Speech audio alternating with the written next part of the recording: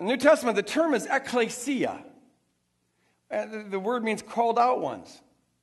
It's a people group. The church are the people who are called out from the world, like Israel was called out of Egypt. The church is the body of those who have surrendered their lives to Christ and therefore have the life of Christ pulsating in them and therefore are growing in the direction of Christ's likeness.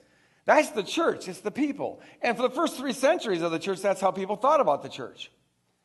They didn't have special religious buildings they met in. They met in each other's houses.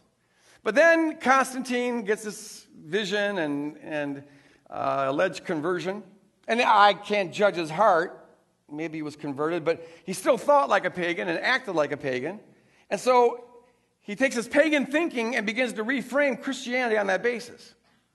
In the pagan religion of the time, you always built temples to the gods. He was a worshiper of the sun god, and he had erected all over Rome these magnificent temples for the sun god. These are the homes of God, the house of God.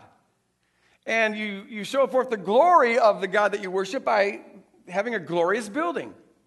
That's how you court the gods' favor, so that the gods will help you win in battle and they will bless your country or whatever. You want to honor them by making these magnificent temples. Well, then when Constantine is converted, or allegedly was converted, he starts to do this to Jesus, for the God of the Christians.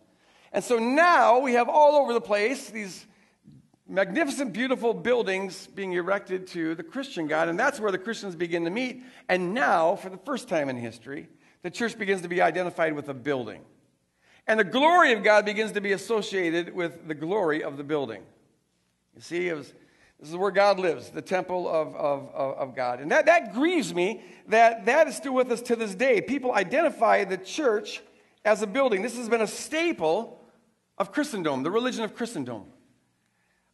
They want to show forth the triumph. This is a church militant and triumphant, right? So they want to show forth the triumph of their God by these triumphalistic buildings and show the strength and the glory and the transcendence of God by these glorious buildings.